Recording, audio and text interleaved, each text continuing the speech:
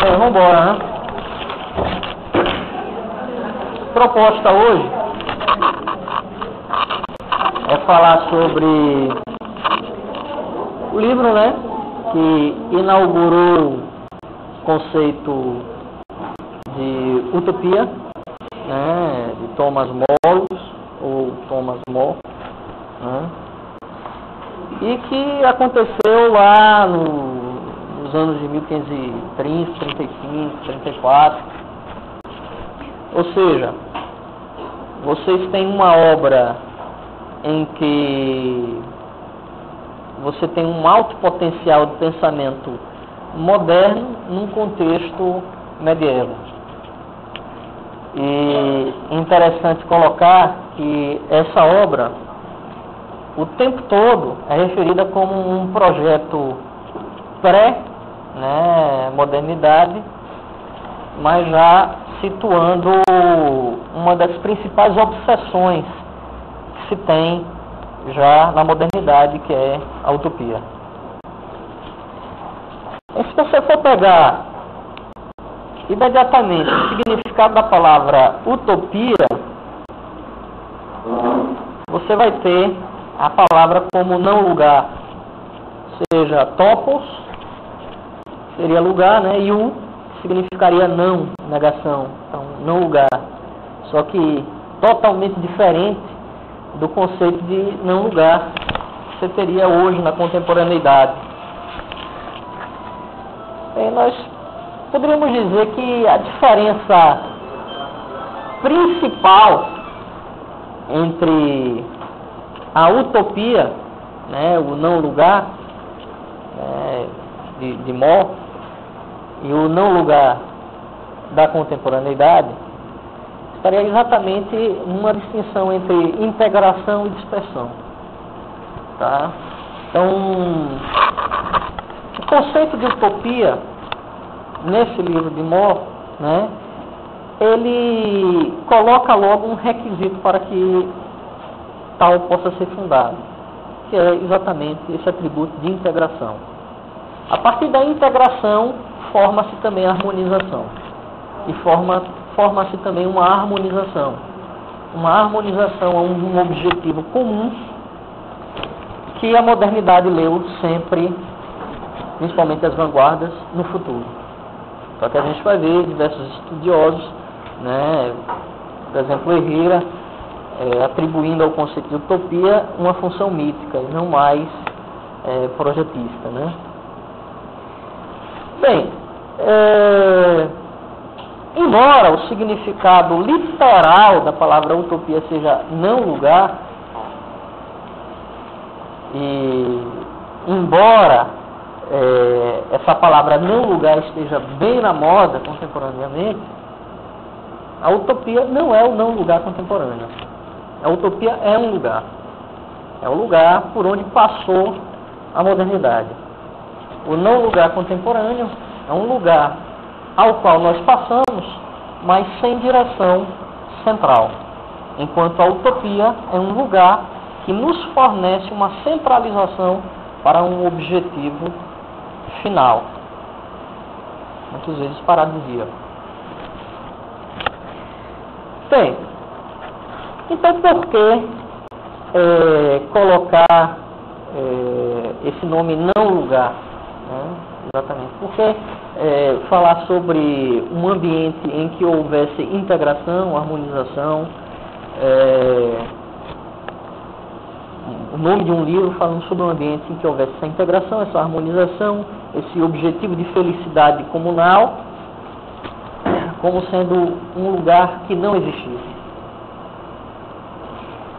Bem, é interessante perceber o seguinte, que a Ilha da Utopia, depois da conquista, né, pelo rei Utopos, segundo o Rafael que Bodeu nos coloca, o personagem do Thomas, né, ele diz que o rei decretou que o istmo de 15 mil metros fosse cortado,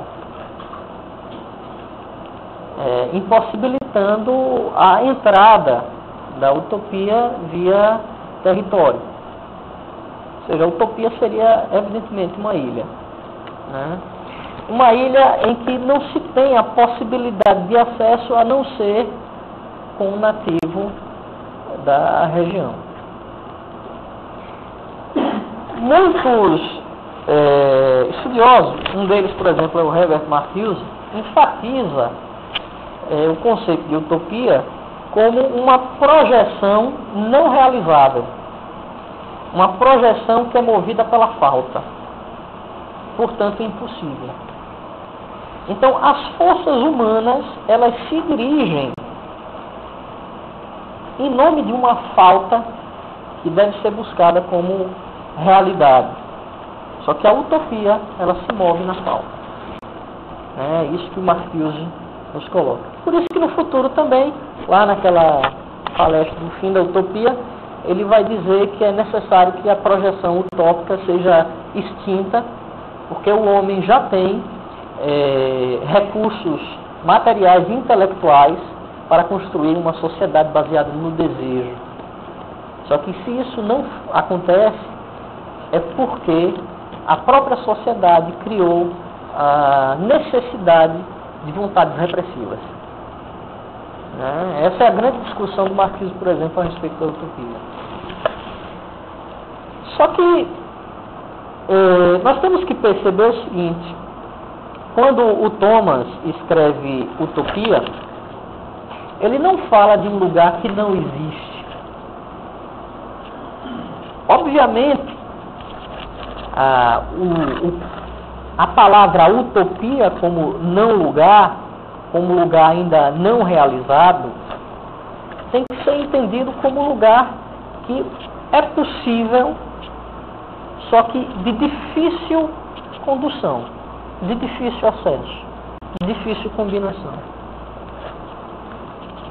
É importante perceber que o protagonista da história do More, vai discutir a utopia, o Rafael, ele estava há 5 anos na região da utopia antes de entregar essa mensagem ao povo antigo, o povo ocidental. Então, vamos perceber alguns significados. Por exemplo, o Thomas More, obviamente, não sei se vocês sabem disso, mas ele foi beatificado e depois foi canonizado. Não sei se vocês sabiam disso. Ou seja, é uma grande... se você for perceber, assim, diretamente, é uma grande contradição um personagem da pré-modernidade ele possa ter, vamos dizer, conquistado essa condição, ter trazido a modernidade, portanto, ter quebrado o status da igreja, e ao mesmo tempo ter sido beatificado, depois canonizado, já no século passado, 1930 e pouco. Bem, mas é necessário também que nós articulemos o pensamento moderno com o pensamento medieval, porque é uma obra de transição. Então, o embrião da utopia pode não estar, obviamente, no pensamento moderno, e sim no pensamento medieval. Algumas pistas nos são dadas dentro dessa obra de Thomas More. Por exemplo, o protagonista é Rafael. Rafael, dentro da tradição judaico-cristã, vão perceber que é o arcanjo de cura. Então, é uma pessoa que traz uma mensagem que pode curar a sociedade. Uma pessoa que estava há 5 anos observando uma realidade diferente daquela construída pelo mundo ocidental, pouco acessível, no entanto, possível. Então, a ideia, por exemplo, do Marcuse de ser a utopia de ser impossível não pode ser gerada através de Moros, mas ser gerada a partir de discussões outras depois de Moros. Né? O que nós podemos observar é que a utopia, em verdade, ela é entendida por Thomas como uma prefiguração. ou então ele quer que seja entendido dessa forma. Obviamente, a simbologia da prefiguração na Idade Medieval, ela é extremamente importante. Algo acontece antes para confirmar o amanhã, para confirmar o futuro. Então você lê o Antigo Testamento, prevendo o segundo, Novo Testamento. Os profetas vão falar sobre a vinda do Messias.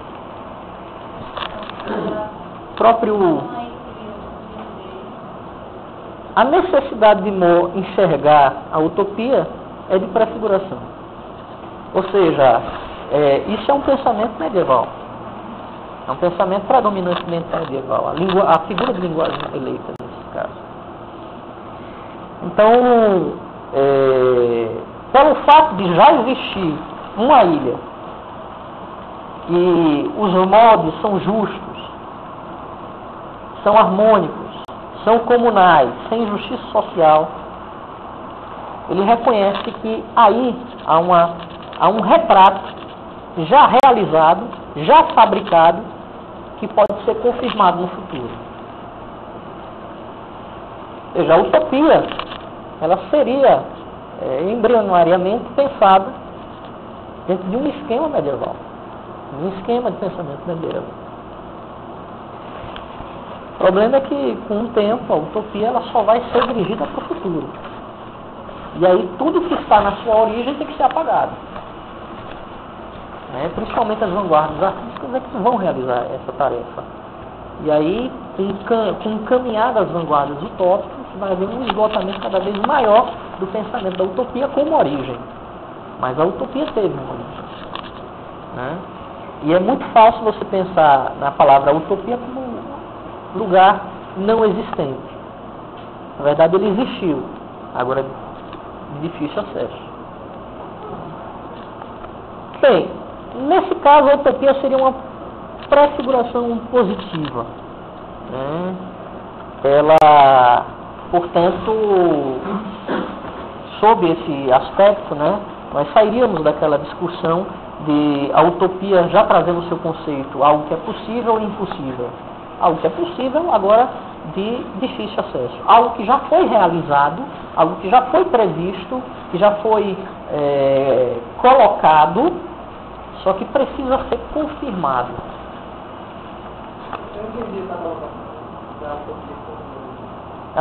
Isso advém do próprio nome dela, porque u significa não, e topos significa lugar.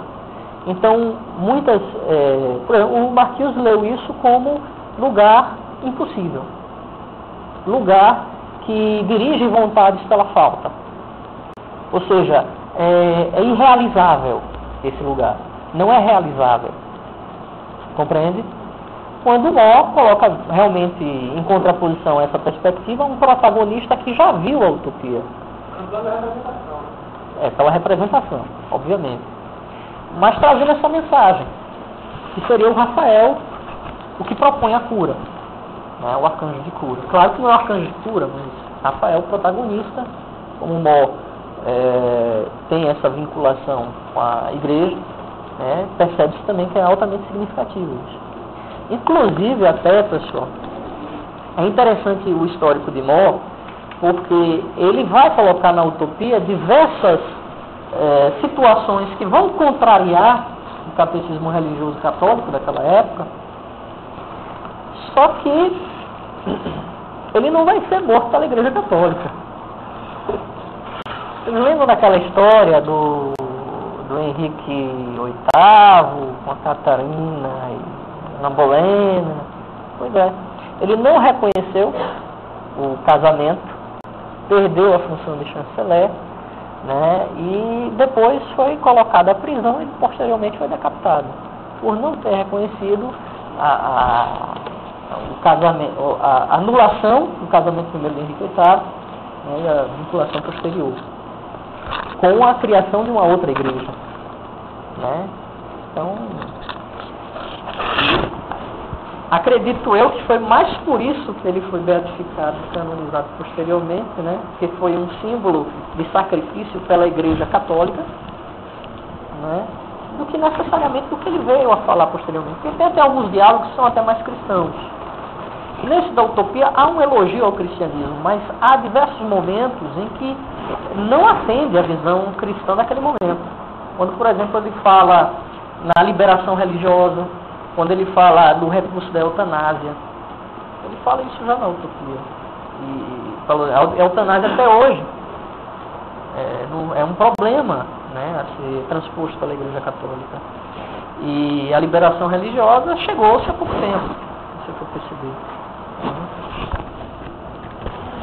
Bem, já que a gente está nesse momento, né, da religião, vou falar um pouquinho sobre o catecismo religioso da utopia.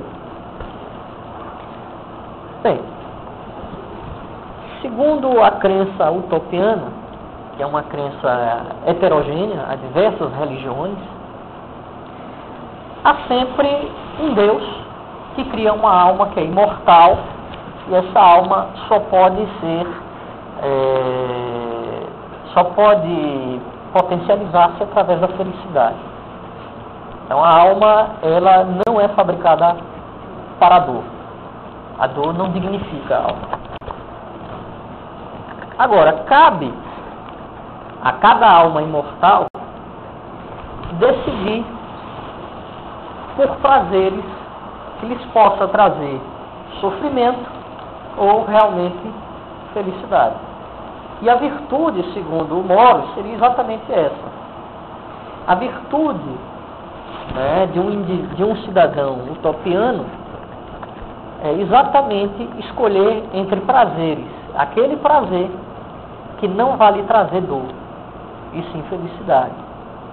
Então, você também já tem um primeiro momento em que, por exemplo, a alma já não precisa mais ser, né, elaborada por meio do sofrimento, que é também um dos tópicos da fala cristã. O sofrimento traz dignidade à alma, por aí vai. Bem, a virtude também teria um outro conceito para Moros nesse livro A Utopia.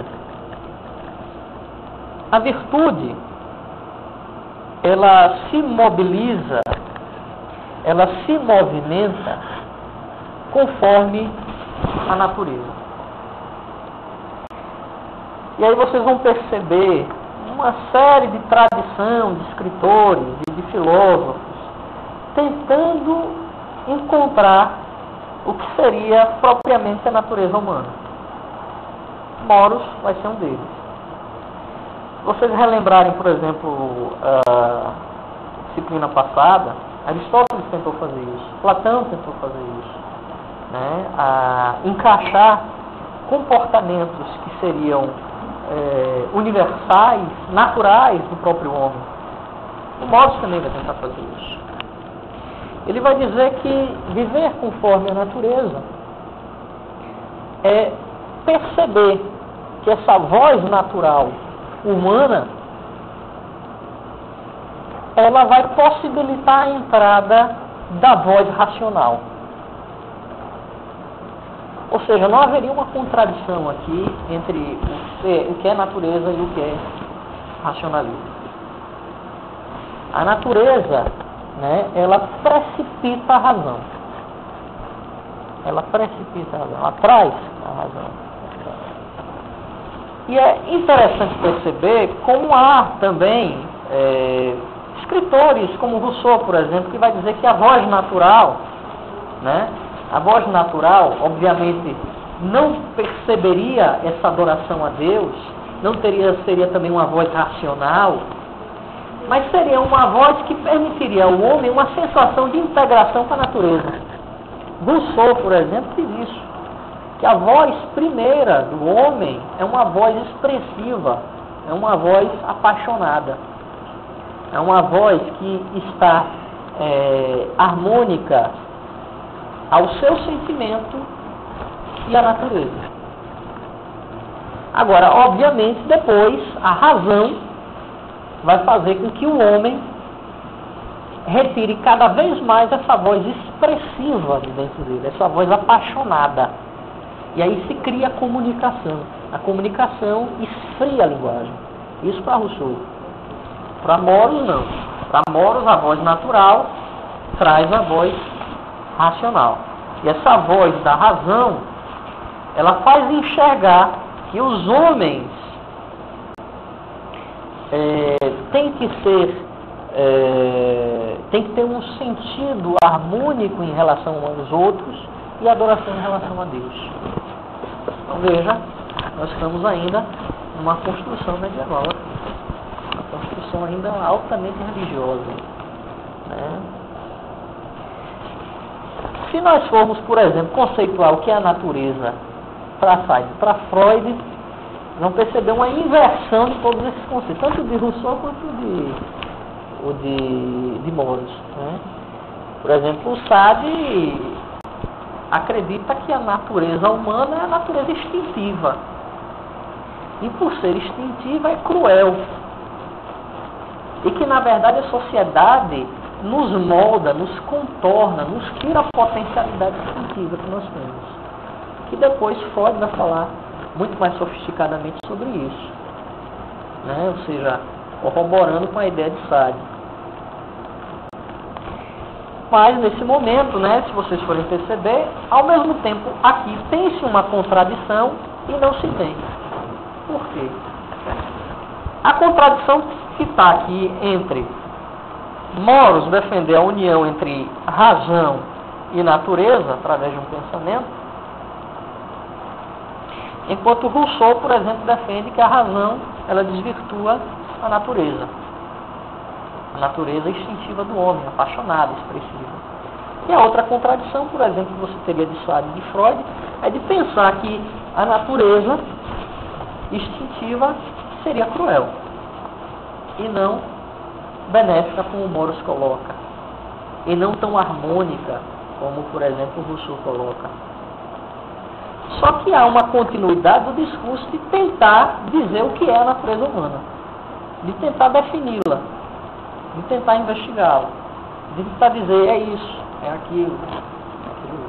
Há contradições e também não há contradições, porque há uma insistência, quase uma obsessão em tentar declarar o que é natural no homem e o que não seria natural. E a partir daí desenvolver diversas teorias, né? Inclusive a psicanálise, ela advém desse conceito de que a natureza instintiva do homem é uma natureza realmente cruel, né? Por isso que tem que ser colocada de forma nuclear e apartada pelo alter ego, né? Então vamos embora. Agora veja que essa é uma fala de Thomas. A natureza que inspira a caridade aos irmãos não ordena a crueldade entre nós. Algo que, por exemplo, no futuro, quando a gente for estudar filosofia na Alcova, vai ser completamente diferente. A natureza nos induz à crueldade entre os homens. Isso não sabe. Bem, vamos enxergar um pouquinho mais a utopia como um embrião do pensamento medieval. Não mais como uma simbologia da pré-modernidade. Há um momento em que Thomas, no livro da Utopia, ele relaciona, né, o orgulho, o egoísmo social, como uma serpente. E daí você tem aquela simbologia do pecado original. Logo ao pecado original. O orgulho e o egoísmo social. Na verdade, o orgulho ele incitaria a infelicidade alheia. Isso também não é um discurso só de Moros, é um discurso também de Rousseau, lá na origem da desigualdade entre os homens.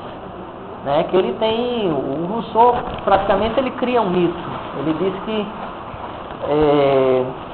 as pessoas sentaram, né, algumas pessoas na origem da sociedade sentaram em frente ao fogo,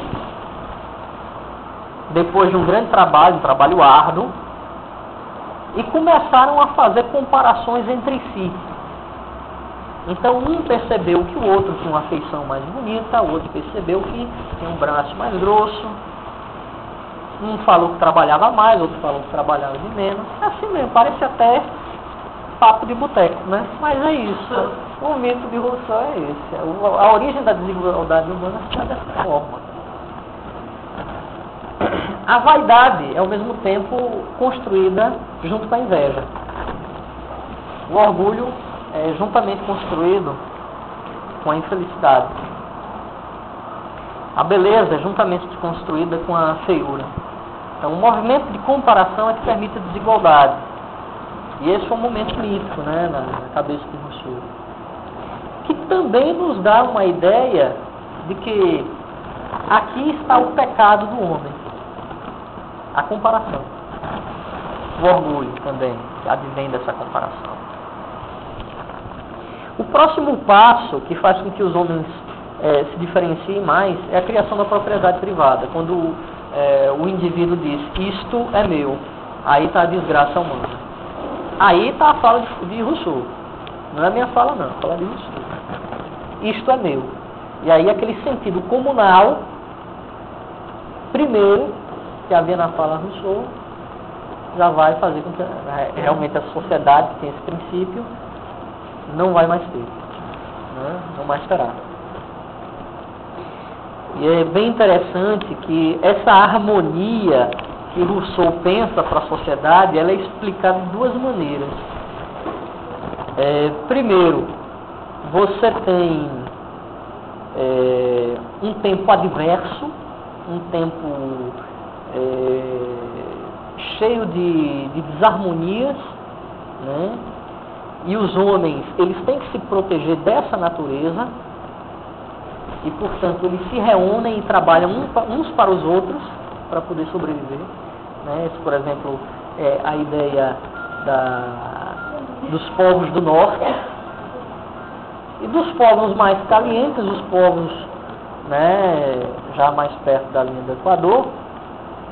Você vai ter uma ideia, os povos de terras quentes, você vai ter uma aproximação por causa do canto que permite relações mais afetivas. Ou seja, aí é aquela história do Rousseau, né, de que o tempo permite com que a afeição se concretize com maior vigor. Então a integração dos povos seria pela afeição, das terras quentes, para Rousseau. Isso está lá no ensaio sobre a origem das línguas, né? E a outra afeição nos povos do norte seria da necessidade de sobrevivência. Só que, num dado momento, surgiu a comparação. E depois da comparação, surgiu a intitulação da propriedade. Isso é meu. E aí, meu pecado. Houve a desintegração, né, dessa sociedade que se imaginava mítica, né? Talvez isso nunca tenha existido, né? Isso é balela. Bem,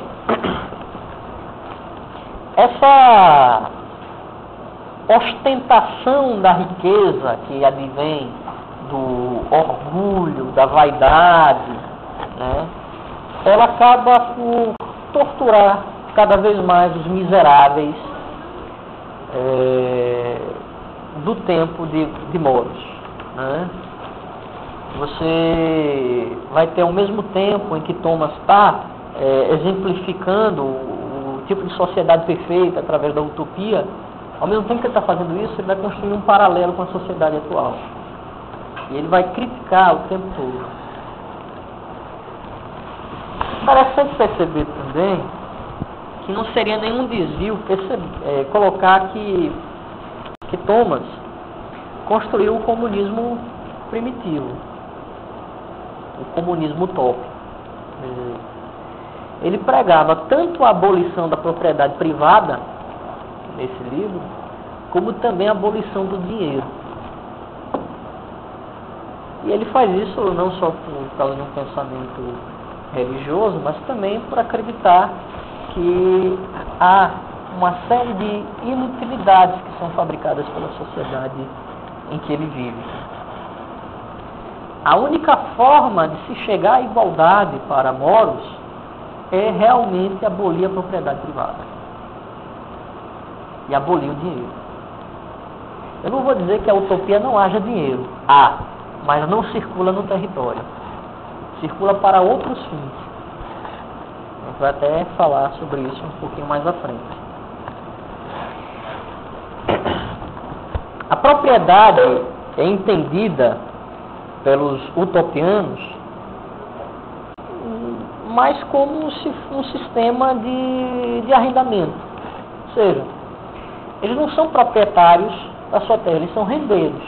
A cada 10 anos, eles vão trocando o local com outras famílias. E dentro da Ilha da Utopia, há 54 cidades. Todas elas são totalmente iguais, obviamente assim que permitir a geografia do local. Mas as leis, as instituições, todas têm que ser igualmente distribuídas. Inclusive até os prazos dos utopianos são iguais. Tem que ser iguais.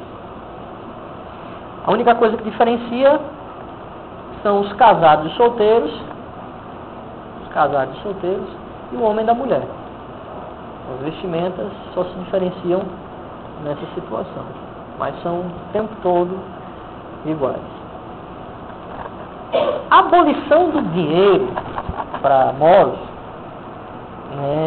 proporcionaria o desaparecimento de crimes. A maioria deles são vinculados à ganância, e também aboliria o conceito de pobreza. Por isso que ele o tempo todo fica aí tentando negar o valor do dinheiro nessa sociedade. Você pode ir fazendo, pelo menos uma, né?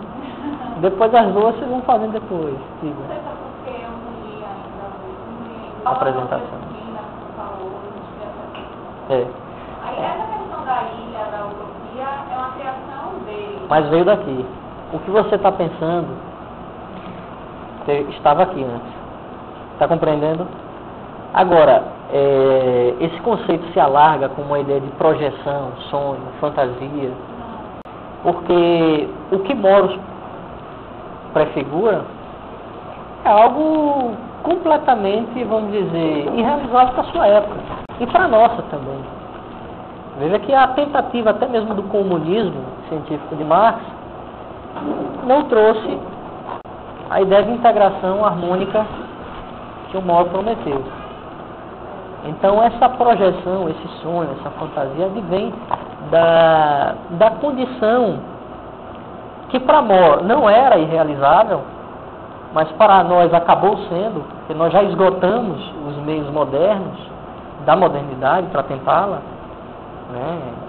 Vamos dizer que muitos estudiosos, filósofos já reconhecem que a utopia também é uma fonte de sacrifício humano, no momento em que você centraliza as vontades humanas em uma única direção. E, ao mesmo tempo, ela coloca sempre a sua figuração, não como o Mo queria que fosse, realizável, mas no futuro, irrealizável. Então, a utopia precipitaria diversas gerações, para frente, para frente, para frente, num quadro que sempre estaria inacabado. E, por isso, tem essa ideia de sonho, de fantasia.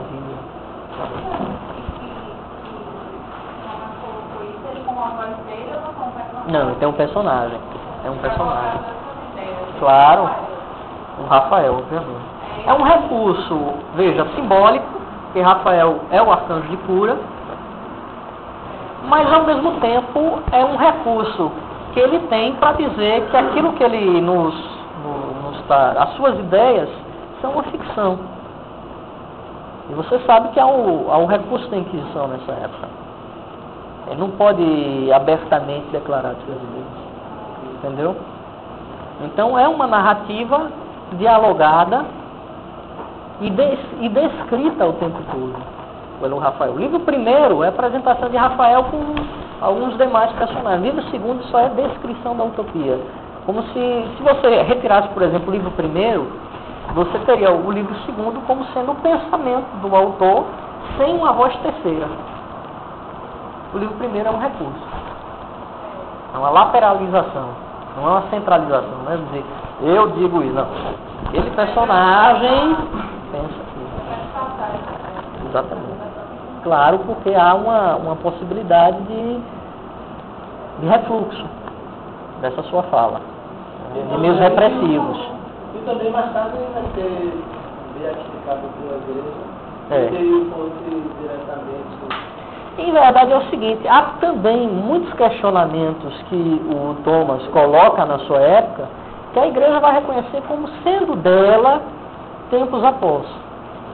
Agora, claro que o Thomas, né, ele vai dizer, por exemplo, na sua época, que há uma série de padres vagabundos e preguiçosos.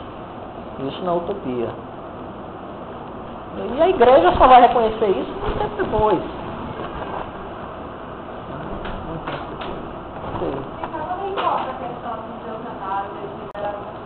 É uma pessoa que estava na utopia e que voltou, né, à Inglaterra, declarando o que ele viu, o que ele enxergou como navegador. Trazendo em forma de diálogo, né? É um relato. Né? É um relato. E ele fala numa república. Exatamente. Não uma república. Não essa república burguesa que veio se formar. Tanto é que ele critica essa república burguesa no futuro. Mas só sobre qual conceito de utopia que essa teoria vai estar se baseando, né? Porque é muito fácil. Veja só, se nós entendermos que a utopia ela traz um sentido de integração, de centralização, se nós formos buscar esse sentido que o Mo, por exemplo, propõe, também, né? E talvez seja por isso que a utopia, vamos dizer, centralizou, ela buscou realmente essas referências. Mas também é uma referência comunista, que é anticristã. E ao mesmo tempo é cristã e não é, porque tem esse sentido de integração, de harmonização, mas não em nome de Deus mais. Em nome do, vamos dizer, do apagamento da desigualdade. Que também é um discurso cristão, apagamento da desigualdade.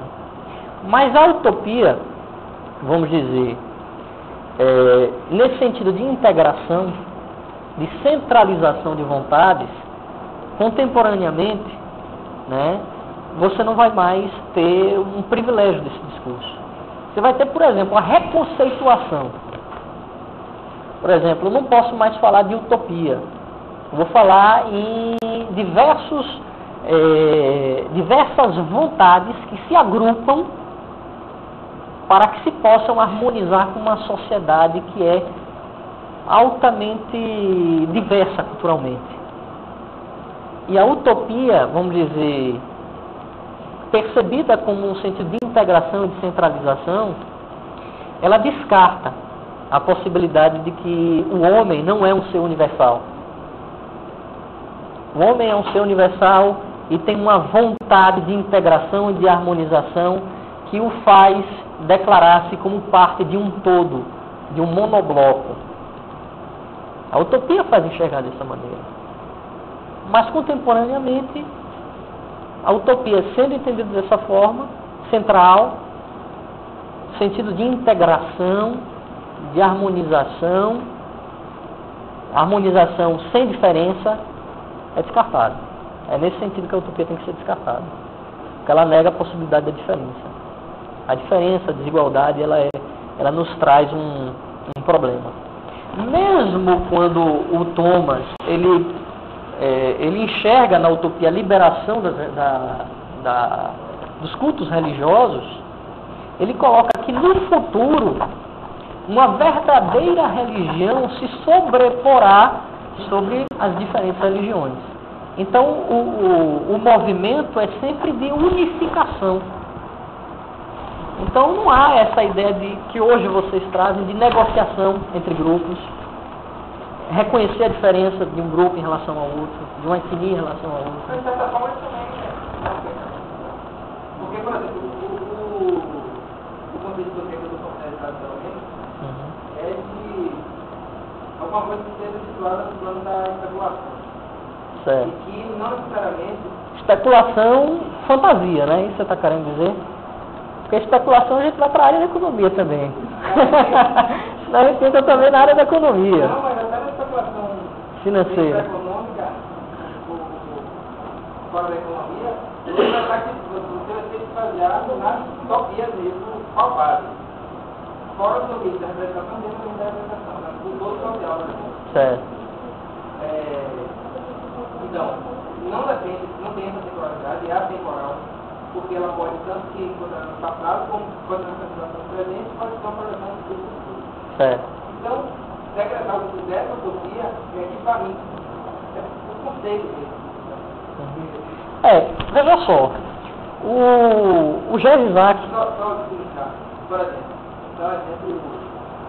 quando a Inglaterra quer retomar a tradição vitoriana, criar a tradição do passado vitoriano, não necessariamente existiu, mas ela tem uma representação que serve como molde para criar os valores e os costumes da geração do presente inglês. Certo. Então, isso é o desejo próximo de fazer essa utopia do passado. Entendeu? Sei. Então não tem essa questão tal, para frente, ou uma coisa. Veja só, quem vai realmente colocar as categorias de utopia é um filósofo polonês chamado Jerzy Isaac. Ele, igualmente como você, ele tenta não finalizar o conceito de utopia. Ele percebe que qualquer critério que gere insatisfação na organização social e que faça enxergar uma realidade outra é uma utopia. Inclusive, ele lê Admirável Mundo Novo como uma utopia em sentido negativo. Ele não fala, por exemplo, que é uma distopia. Ele fala que é uma utopia negativa, porque é um relato insatisfatório de uma realidade que pode trazer um futuro também insatisfatório. Então é necessário fazer algo para que essa realidade mude. Então é um relato em que, vamos dizer, denuncia as práticas atuais que podem gerar um futuro devastador. O principal problema da utopia, é por isso que eu estou tentando articular o pensamento utópico. Primeiramente é o pensamento de Thomas, que é ainda um pensamento de transição medievo com moderno, né? É que a utopia, a partir principalmente das vanguardas artísticas, conquistou um significado tão agressivo de projeção futura, que fez com que, por exemplo, a origem, o passado, a função até às vezes mítica da utopia, como sugere Herrera, a lição passada, fosse apagada. Então a insistência da modernidade em falar da utopia como uma projeção futura necessária, um aperfeiçoamento evolutivo do homem a chegar a uma condição paradisíaca, né? Ela faz com que essa ideia de integração final seja substituída por mobilização central dentro do processo.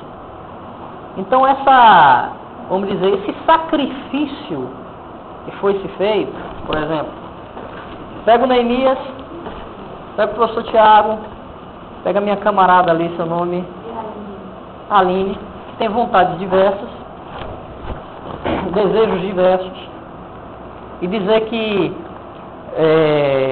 há uma direção a que nós devemos seguir e que nós devemos nos portar dessa maneira para conquistar aquela projeção. E o tempo todo ir mirando isso no futuro. O grande problema das vanguardas artísticas e da modernidade é exatamente esse. E principalmente, quando a utopia se vincula à vanguarda, aí é que você vai haver assim, uma impossibilidade de sustentabilidade da utopia. Por quê? Porque a utopia ela fica sem memória. A base utópica, ela perde a memória heróica que se deve ter. Então você fala da utopia, de um conceito utópico dentro das vanguardas, como uma ideia heróica, como uma ideia positiva para o futuro, mas um futuro que nunca se concretiza, um futuro sempre que é abortado em nome da novidade, porque o novo é o critério da modernidade, não é o que é necessariamente perfeito, né? Então, o novo, por exemplo, retira a função memorial, né, da utopia, faz com que ela se forme. E, ao mesmo tempo que essa ideia de integração é entendida como mobilização central. O grande problema da utopia na modernidade é esse, é vinculá-la, por exemplo, a esse pensamento. Mas, claro que você vai ter outras categorias de utopia, que é o que a gente vai estudar em Gerd Isaac. Eu acho que o impacto está estabelecido porque nós conhecemos mais a que foi difundida, declarada, que é um ideal inatingível. Então está sempre projetado num futuro que nunca chega e que possivelmente nunca acontecerá. É um sonho, uma quimera. E aí a gente está descobrindo agora um novo conceito, vai descobrir não. Tem outros conceitos que vão ser formulados, entendeu? Então, quando você fala do medievo para a modernidade, você está demarcando um período específico, porque, por exemplo, você está pulando do Renascimento, por exemplo. Exato. Como é que é essa concepção? É uma pré-modernidade, a gente pode reconhecer dessa maneira. E se você for, por exemplo, observar os livros didáticos, né, que nós estudamos quando somos colegiais, quando pertencemos às escolas científicas, utopia é colocado como um referencial de nova mensagem que vai ser consolidada realmente com a modernidade. A modernidade, se você for perceber, a referência maior é a consolidação da classe burguesa, né? Então, por mais até que nós possamos enxergar o proletariado também como participante da modernidade, que é quando vem Marx, o Baudrillard, por exemplo, vai dizer que o proletariado é o coadjuvante do burguês, porque não conseguiu se construir como classe, e sim como oposição a uma classe que realmente existiu, que foi a burguesia. Então, a burguesia, ela realmente consolidou valores que foi de encontro, né, a elementos de sangue e de terra, né, que foram trocados simplesmente por valores universais. A metafísica foi dividida em três segmentos, né, arte, né, ciência e moral, enquanto que a metafísica da igreja é a metafísica só religiosa, né? Então, quando eu falo em modernidade, estou falando desse movimento de consolidação da classe burguesa. Quanto mais você observa esses passos em que a burguesia vai dando para se consolidar, você vai percebendo perspectivas que são de direção da modernidade. Claro que não há um momento demarcatório, não tem a tomada da Bastilha, não tem nada disso. É apenas um movimento que vai se somando. Então, por exemplo, a utopia de Moros, né, o More, é reconhecido como um passo. Só que há muitos movimentos também que tem dentro da utopia que poderiam não ser vinculados, por exemplo, à consolidação da burguesia. Por exemplo, ele faz uma crítica feroz à propriedade privada. Ele faz uma crítica feroz também às repúblicas que estão surgindo,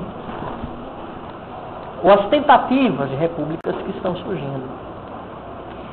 Ele reconhece que a república é uma forma de autorizar a posse sobre determinados produtos mais ou menos mal adquiridos. É assim mesmo como ele coloca. E uma forma de explorar ainda mais os trabalhadores pobres. Então, a tentativa de falar que o Estado, as leis dos cidadãos ricos são as leis do Estado e, portanto, as leis dos pobres, né? Para ele é algo extremamente ruim. Então, nesse momento, por exemplo, não é um passo que consolida a burguesia. Mas em outros momentos vai ser um passo, porque ele vai construir uma base em que a burguesia, principalmente a partir do capitalismo, vai sempre dar ao homem a impressão de que ele está se aperfeiçoando. Isso no capitalismo moderno, né? Ele sempre está se aperfeiçoando, está evoluindo, participando. Voltemos. E aqui um roteirozinho. Bem, o que teria valor dentro da Ilha da Utopia? Se o ouro não tem valor, se a prata não tem valor, se a propriedade não tem valor, o que é que teria valor? Aquilo que fosse eficiente à organização da sociedade. Então, o ferro tem mais valor do que o ouro, do que a prata. A própria natureza dá sinais, através de Deus, do que pode ter valor para o homem. Então, aquilo que é raro é inútil. Então, o ouro e a prata, que são metais raros, são simplesmente inúteis, os utopianos. O valor aqui é construído através da eficiência e da funcionalidade. Então, a terra tem valor dentro da utopia. E a água tem valor para a utopia. Ou seja, elementos da natureza que estão por demais expostos.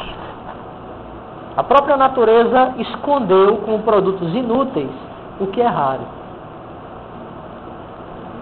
Aquilo que há de mais útil, de mais eficiente, é aquilo que tem mais valor. Interessante que ele também faz uma crítica imediatamente à hierarquia social, logo depois dessa crítica do que tem valor e do que não tem valor, observando que há uma classe de inúteis dentro da sociedade atual, não dentro da utopia, dentro da sociedade que ele vive, que é a classe do ourives, que produz objetos inúteis e que servem à ociosidade e à vaidade, e a própria classe de nobres, que ele reconhece como uma classe ociosa, além de uma série de padres vagabundos, uma série de mendigos robustos que fingem enfermidade, né? Uma série de malandros, de lacaios, né? E por aí vai. E ele diz que essa sociedade, ela não produz riquezas verdadeiras, riquezas realmente, porque a riqueza é através da utilidade, da eficiência, porque ela está dividida dessa forma. Aquelas pessoas que produzem objetos inúteis e aquelas que vivem da inutilidade desses objetos ou da ociosidade da sua própria classe. E ele diz assim, mesmo que todos trabalhassem, haveria produção abundante de objetos que baratearia ainda mais a mão de obra e tornaria a vida do trabalhador insustentável. É por isso que ele propõe, por exemplo, a abolição do dinheiro. Ele propõe uma divisão outra de trabalho. Ele propõe, por exemplo, que na utopia, quando há uma produção demasiada de objetos, o que é que se faz? Aqueles trabalhadores são deslocados para uma outra região onde está precisando de serviços de infraestrutura, estradas e tudo mais, para que seja estancada a produção desses objetos, para que não venha abundância. E se não há nada para fazer, há redução de horas de trabalho. As horas de... Diga. Não, você falou que são colocados por quem? Certo. Há um... Como é que funciona o gerenciamento? Ah, sim. O deslocamento é gerenciado também. É gerenciado por cartas, né, autorizadas pelo príncipe. Ah, tem. Exatamente, há um príncipe. O príncipe, ele é eleito entre os letrados. Há uma hierarquia. Não estou dizendo que não há uma hierarquia, é chegar lá. Mas, observem o seguinte, que vocês têm os cifograntes, né, que são os chefes de família, né, de 10 famílias. Os traníboras são chefes de 10 cifograntes. Vocês têm os padres e vocês têm os príncipes. Essa, não vou dizer elite, porque ele evita o tempo todo fazer distinção social, mas faz. Ele diz que, agora tem uma coisa, ele coloca que a eleição do príncipe não é de sangue. Pode ser feita sobre qualquer cidadão, desde que ele se vincule a um curso de letras. Quer dizer, não é um curso de letras, não. Eles todos podem ser príncipes, né? É complicado. Eles sejam letrados, sejam estudados. É isso que eu estou querendo dizer. Certo? E quem faz essa eleição? Aí, os padres recomendam e os cifograntes por votos secretos, que são altas magistraturas, né? Que elegem, portanto, o príncipe. Né? Agora, segundo Rafael, personagem de Thomas, os altos magistrados, que são isentos de trabalho, trabalham para dar exemplo à população. Isso sim é utopia, não é essa utopia que vocês estão querendo, né? Isso sim é utopia. Entendeu? É realmente uma baita utopia, né? Existem mais ou menos, na ilha toda, né, 500 indivíduos que não trabalham, são isentos de trabalho. Jovens que estão estudando e estão se preparando, né, eles são isentos de trabalho. As altas magistraturas e os príncipes. Né? Agora, o trabalho, claro que eu estou falando de trabalho maquinal, o trabalho deles é um trabalho intelectual. Agora, já há uma hierarquia aí. Vocês perceberem, já há uma hierarquia. Por mais que ele negue aí a propriedade privada, negue o dinheiro, criou-se aí a possibilidade de uma futura desigualdade. Certo? Vamos também dar uma olhada nos movimentos um pouquinho mais agressivos dentro da utopia. Por exemplo, só se pode ter em cada cidade 6.000 famílias. Se houver um excesso, família é transportada para uma outra cidade. Se houver um excesso de elementos dentro da família, um elemento da família é transportado para outra família. E se houver um excesso de famílias na ilha... Não, calma. Funda-se uma colônia nas proximidades e manda algumas famílias para lá. Então há um controle de natalidade e de sociedade aqui, para que não seja gerado exatamente esses problemas de produção, de consumo de produtos inúteis, uma série de outras coisas. Né? Ao mesmo tempo, se você for perceber um outro movimento agressivo que se tem na utopia, né, que na verdade esses focos dentro da utopia são focos que vão gerar construções distópicas futuras, ou segundo o Jesse Isaac, são utopias negativas. Foram brechas colocadas por Thomas, né, fizeram com que se observasse a utopia não mais como um sonho, mas como um pesadelo. Então, por exemplo, veja, na guerra, como é que a Ilha da Utopia se comporta? Os cidadãos utopianos, eles não são dirigidos à guerra. Não há aquela preocupação, por exemplo, de Platão, lá na República, de se criar uma guarda militar. E é aí que se cria a justificativa para o dinheiro utopiano.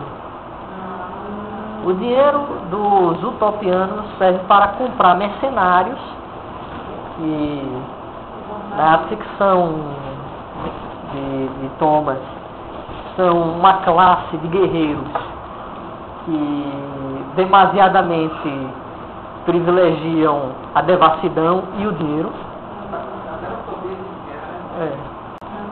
Então, olha os motivos da guerra, né, para a utopia. Invasão das suas fronteiras, defesa de fronteiras, tudo bem, né? Defesa de algum povo aliado, tudo bem.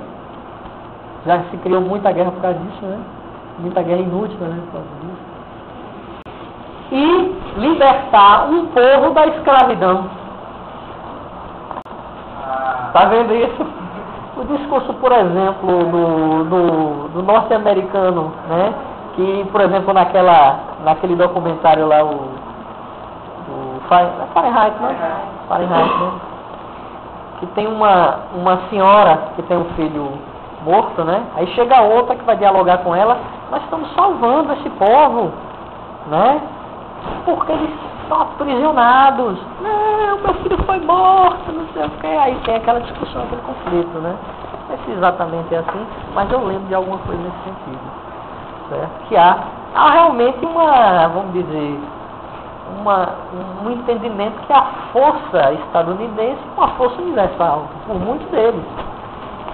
Por isso que a história americana é uma história muito ligada nas escolas, né? Eles estudam muito a história deles. A escola de Fahrenheit foi do outro Fahrenheit. O livro da sociedade que não pode ser livre. Não. Mas eu lembro de 1984, é um princípio de 84. É um princípio de 1984. E também de Admirável Mundo Novo. Se você tivesse um livro, por exemplo, um vizinho ligava para a agência e aí ela vinha e queimava o livro.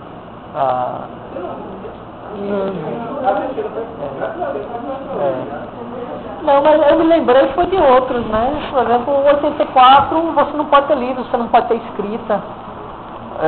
Os livros são, no máximo, técnicos, assim como Admirável Mundo Novo. Aí as pessoas que têm livros vão para um espaço no subúrbio e eles próprios são os livros, por exemplo.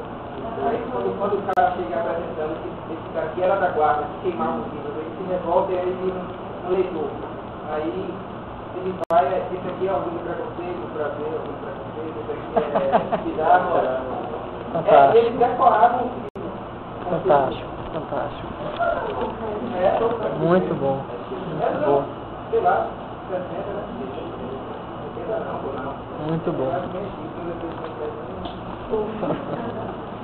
Pois onde é que estávamos mesmo? Da guerra, né? Sim. E o interessante é o seguinte, que se o Zapoleta voltasse, ótimo, pagava-se o combinado, ele se sentia, vamos dizer, disposto a combater no futuro. Se não voltasse, além da economia feita pela Ilha da Utopia, você não vai pagar um morto, você ainda levava à morte uma raça degenerada de humanos. Assim que está falando lá Rafael. Então, vamos dizer, sentido de igualdade, né, ele se perpetua dentro de um ambiente utopiano. A outra classe que seja estrangeira, ela é entendida como uma classe até mesmo rebaixada. Há também uma classe rebaixada dentro dos utopianos, que são os ateus. Os ateus são punidos, são castigados, há uma liberação de religiosidade, de culto. mas não de ateísmo. Então são castigados e são considerados como seres inferiores. E aqueles que são fanáticos dentro da religião, proclamando superioridade religiosa e dizendo que os outros indivíduos de outras religiões são pecadores, esses são exilados. Inclusive ele fala sobre um crente cristão dentro da utopia que foi exilado exatamente por causa dessa sua declaração. Embora o próprio Rafael reconheça, faça um elogio, né, ao cristianismo. Né? A utopia É uma ilha. E ele tem contato com os estrangeiros aqui que todo é harmônico, ou só existe harmonia dentro do ambiente utopiano? Não, só há harmonia dentro do ambiente utopiano, certo? Agora, qualquer vinculação com o mundo exterior é feita através de autorização, certo? Claro que, por exemplo, se algumas famílias querem visitar as colônias vizinhas à utopia, isso tem que ser autorizado, que é uma mobilização de família. Isso para quê? A impureza, olha lá, mais uma vez aquela ideia do outro, né? A impureza do outro não contamine o mesmo. O outro é um valor contemporâneo. O mesmo é um valor semelhante, né? É um valor que vem desde o classicismo. Né? Por exemplo, o mesmo é um valor que vai gerenciar, por exemplo, a arte clássica. Né? O novo vai gerenciar a arte moderna. O outro vai gerenciar a arte contemporânea. Agora, o novo sempre prometia a união. O novo sempre prometia unificação, integração. Os sentimentos vão ser totalmente dirigidos, centralizados naquele valor. Enquanto que o outro, na contemporaneidade, não. Isso é diferente. Mas o outro não pode contaminar o mesmo. Então o outro, o estrangeiro, tem que ser descartado. E é por isso também que se cortou o istmo em 15 mil metros, né, para que se apagasse o acesso. Uma outra coisa também que pode ser colocada é o seguinte: o Topos, o rei Topos, ele não privilegia a dissidência religiosa dentro da utopia. Porque ele percebe que isso gera um enfraquecimento do povo. E ele reconhece que no futuro a verdadeira religião realmente é que vai prevalecer. Bem, vamos um pouquinho sobre hierarquia. Não sei se eu falei um pouquinho sobre trabalho, né? Trabalho dentro da utopia. A agricultura é uma atividade comum. Todos devem saber. Além disso, vocês podem ter uma outra profissão. Estão reconhecendo mais ou menos um aspecto, vamos dizer assim, diretivo, quase que ditatorial, não? Quase, né? Isso aqui é quase uma república platônica mais abrandada, né? Mas ainda continua a ser uma direção bastante forte, né? De princípios, né? Essa profissão, ela deve ser cultivada na família. Se houver um elemento dentro da família que se interessa por uma outra profissão, então esse indivíduo deve ser deslocado para uma outra família. É porque o que conta nessa sociedade não é mais a ideia do indivíduo, é a ideia da eficiência da organização social. Vocês estão percebendo, a ideia de eficiência, de funcionalidade, elas vão se tornar obsessões tão grandes que vão se criar brechas para depois se construírem as utopias negativas. Agora, as horas de trabalho vocês vão gostar. São 6 horas de trabalho apenas. É quase um curso desse, né? 4 horas, mais 2 horinhas. 3 horas trabalho diurno, 3 horas para trabalho, né, vespertino. Tem. Você tem 2 horas de descanso, vamos somando aí para dar 24, viu? 2 horas de descanso, dá quanto aí já? 7 horas, descanso entre atividades, entre 2 turnos. 7 horas de folga, dá quanto agora? Quanto? 15, tá faltando algumas horas aí, viu? Tem 9 horas pro sono. Então é isso, dormir, exatamente. Nessas 7 horas vagas, o utopiano, ele pode trabalhar, se ele quiser, para ele mesmo, ou ele pode participar dos cursos de aprendizagem do trabalho, do seu trabalho, sua profissão. Esses cursos, eles são obrigatórios àqueles que se destinam às letras. Né? Assim, agora, são optativos, como essa disciplina, para aqueles que não estão dirigidos ao estudo das letras. Aí faz o que quiser. Pode até trabalhar. Inclusive, aqueles que querem trabalhar também não são, vamos dizer, mal vistos por isso, até são elogiados. Embora o próprio Moros, ele ainda conserve aquela hierarquia do bem intelectual acima do bem material. Mas na utopia isso não é tão distante. Ele diz que os povos utopianos, né, embora se perceba que o bem intelectual é um bem mais valioso que o bem material, eles percebem que isso não cria uma desigualdade de classes. Entendeu? Não se cria. É pelo contrário.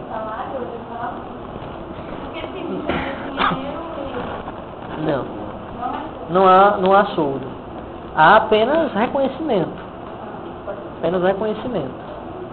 Né? Há, vamos dizer assim, uma manutenção mútua de serviços, de alimentos, de produção. É por isso que vocês sabem que isso é uma utopia nesse sentido que vocês estão falando. E a parte social? O que eles fazem para divertir? Ah, sim, há jogos, sim. Mas são sempre jogos pedagógicos. Por exemplo, há 2 jogos que os utopianos gostam bastante, né?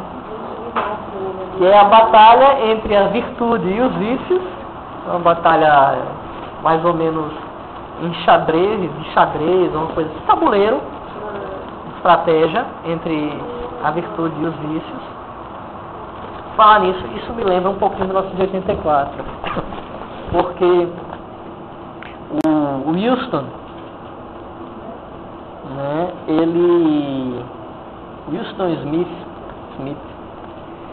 ele está jogando xadrez e percebe que só as brancas é que derrotam as pretas lá na Oceania, certo?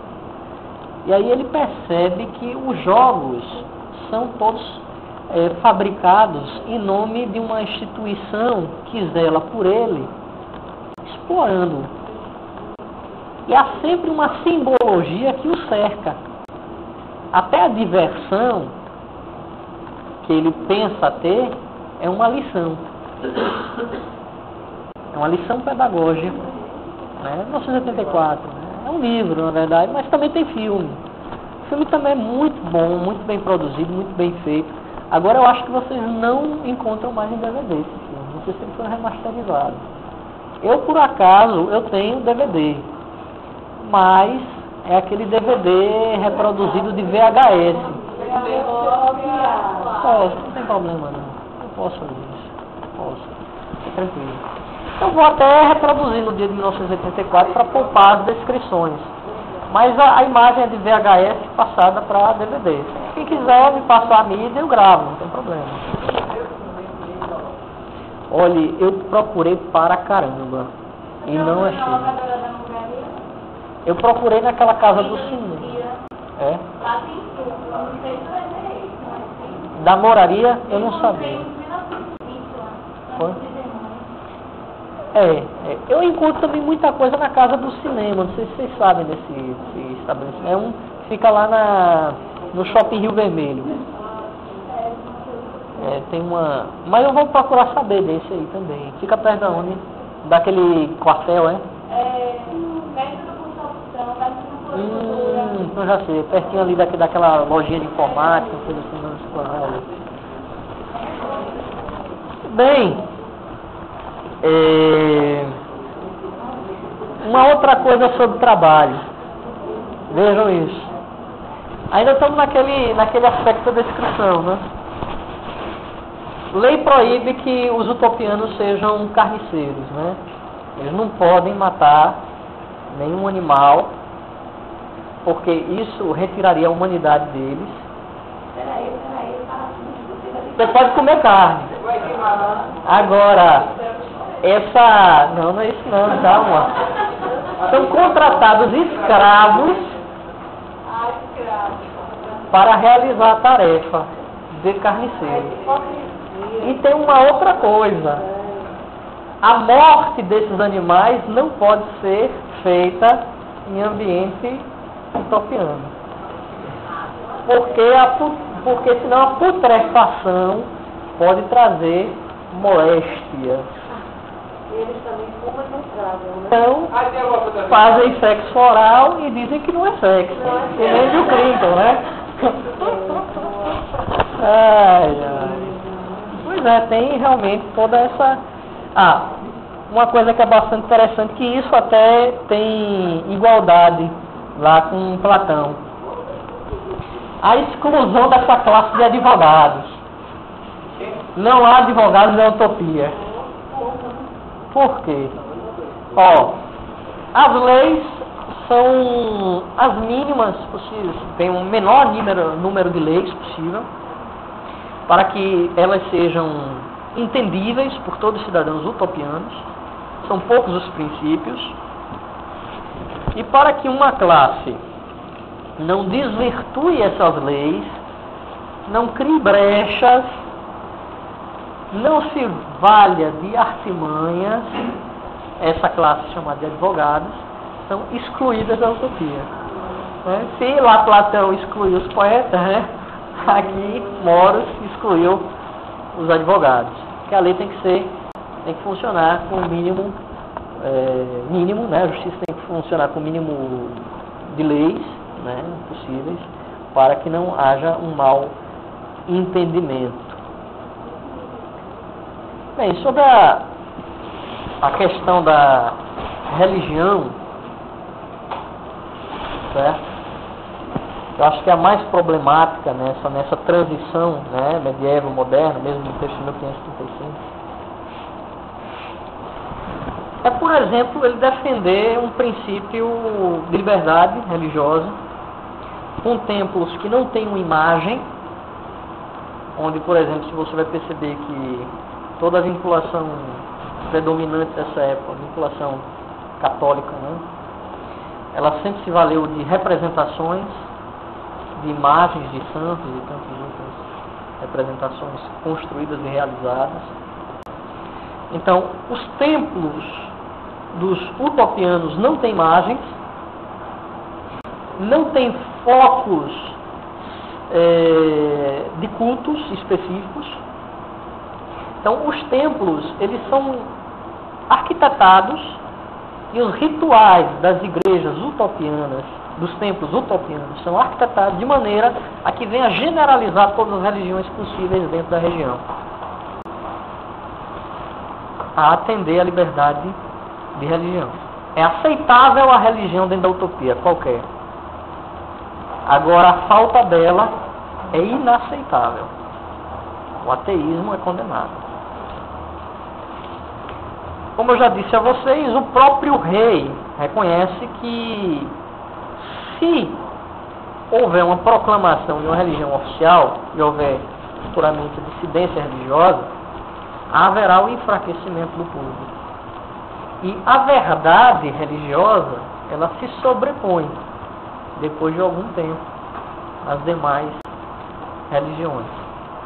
Ou seja, uma religião que para Moebius seria superior, ela se sobreporia às demais, unificando todas as outras.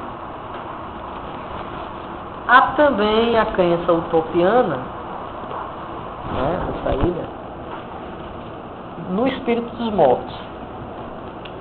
E aí vocês vão ver até aquele conceito de daimon, já vem lá do classicismo, né?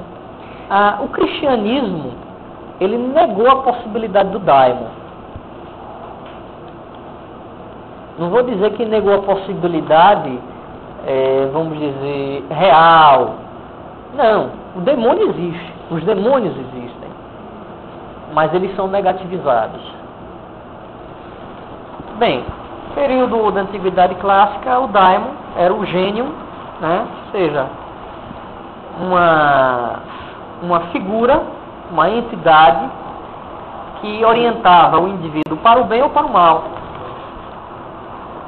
Então, quando você fala assim, fulano tem um gênio ruim, você está retomando essa figura aí da Antiguidade Clássica. Não necessariamente é a consciência, é uma entidade. Só que eu não sei se vocês percebem, mas há um momento dentro da Bíblia, né, principalmente no Novo Testamento, em que Cristo está passando por uma fazenda, né, e dizem que há um louco para ele curar. E ele diz, tá, então vamos, né? O que acontece? Ele pergunta a esse louco, né, quem ele é, e o louco responde aquela famosa passagem, explorada por vários filmes de terror. Nós somos uma legião, porque nós somos muitos, né? A legião de demônios, né? E aí retira essa legião e joga numa vara de porcos. Exatamente, os porcos todos se jogam no precipício. E aí o que acontece? Cristo deu um prejuízo danado para a fazenda e é expulso da fazenda, é expulso dessa cidade fazendária. É expulso, é colocado e vai embora, né? Você tem, acho que é São Marcos isso, né? Já, né? Você tem Marcos, tem outras descrições também. Agora, ele não fala, né? Que é porque ele deu prejuízo. Mas é entendível, né? Foi expulso por quê? Não curou o cara da loucura, só fez o bem, né? Mas houve um mal necessário. E é por isso que também vocês têm essa possibilidade de entendimento de espírito de porco. O espírito que foi colocado no porco. Um espírito ruim. Se não tem espírito de porco. Tadinho do porco. Além também da possibilidade de outro entendimento, que é judaico, né? De reconhecer que o porco é um ser imundo, né? Por viver em ambiente imundo. Ele não é imundo. Que é também comparado com o daimon, com o demônio. Sendo que a cabra veio mais por causa de Baco, né? Veio da degradação de Baco do cristianismo, que era um deus extremamente popular e deveria ser destruído. Então houve um projeto mesmo da igreja, né, para, vamos dizer, retirar a potencialidade do politeísmo. Obviamente até mesmo o monoteísmo já é em si só uma potencialidade, principalmente se o Deus é abstrato. Porque se ele é abstrato, ele não tem forma. Se não tem forma, ele não tem poder definível. Como, por exemplo, Júpiter, que tem um trovão, né? Netuno, que tem o mar. São poderes limitados. Se eles são definíveis em corpos, logo vem os atributos. Esses atributos fazem com que haja limites para os seus poderes. Um Deus abstrato não tem limite de poder. É onipotente. Exato, e onipresente. Bem,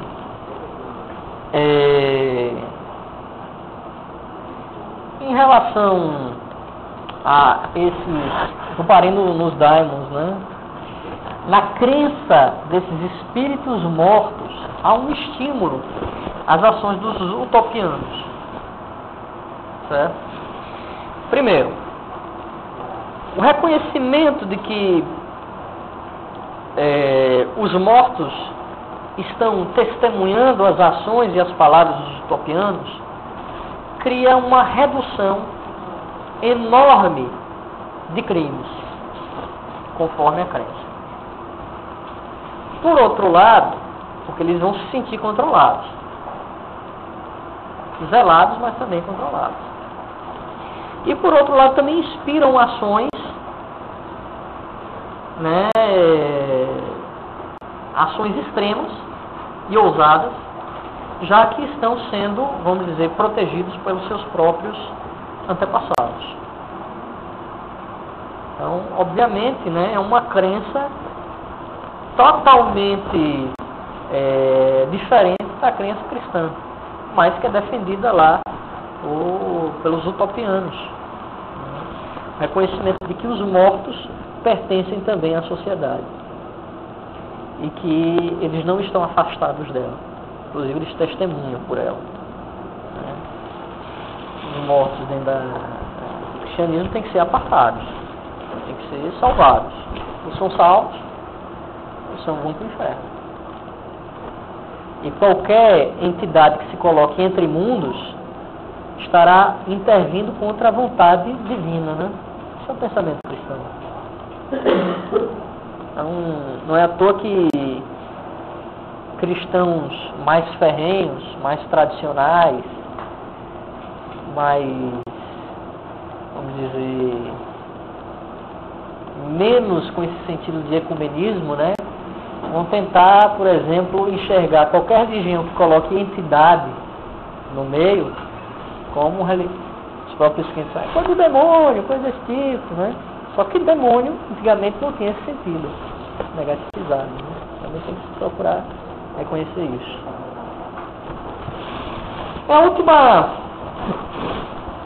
A última descrição que pode ser feita, né, do livro Utopia, né, vem em relação à crítica ao florescimento das repúblicas.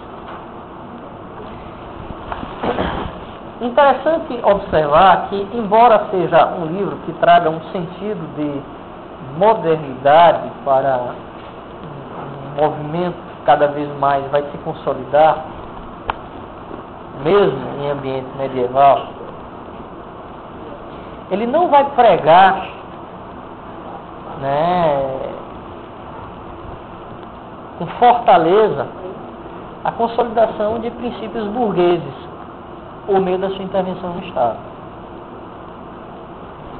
Então, a própria fala sobre a propriedade privada, o dinheiro, né, a posse que ele vai falar como mal adquirida, que é a posse por usura, né, é uma fala muito mais vinculada à religião do que a uma metafísica já apartada da religião.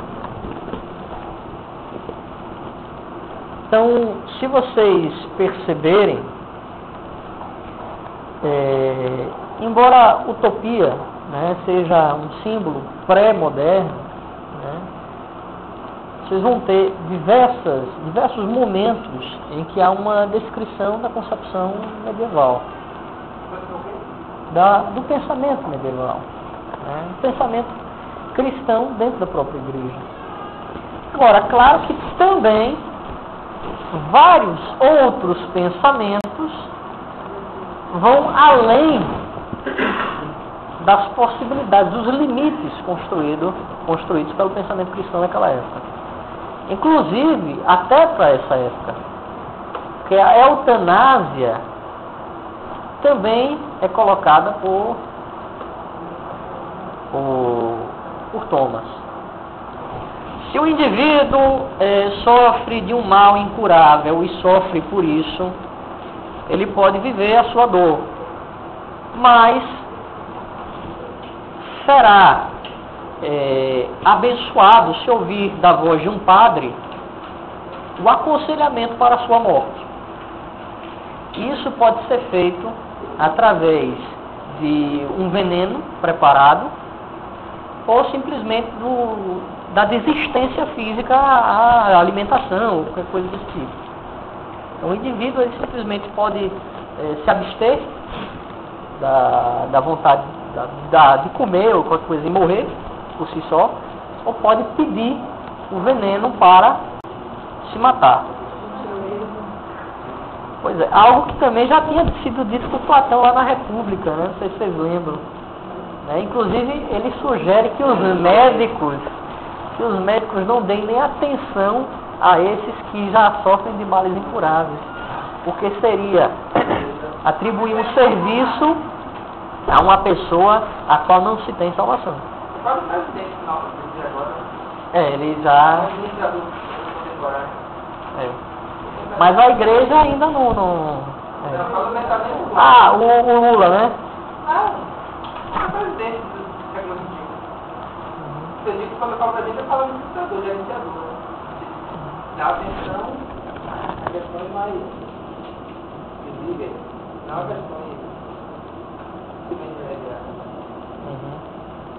Recentemente até o Papa esteve aqui exatamente para travar essa batalha, né, da eutanásia aqui. E também dos órgãos, né, a ser, vamos dizer, dos órgãos fetais, né, aliás, do líquido fetal, né, o nome da célula tronco. A batalha que ele perdeu foi a célula tronco. Uma batalha que ele perdeu também na Holanda foi a eutanásia. Aqui a eutanásia eu acho que é impraticável, não chega a um bom tempo. Não vai chegar. Quer dizer, é praticada, pode até ser praticada, mas é ilegal ainda. Né? Mas a célula tronco já é uma realidade, não tem como fugir disso. Bem, pessoal, hoje foi uma apresentação meramente descritiva, tá? Já que vocês não leram a obra, mas aconselho que vocês leiam, tá? Já para pegar realmente o conceito de utopia na sua origem, né? Na primeira pessoa que buscou esse conceito, né? E a partir daí flexibilizar com os próximos que virão nesse curso. Ide em paz e o Senhor nos acompanhe.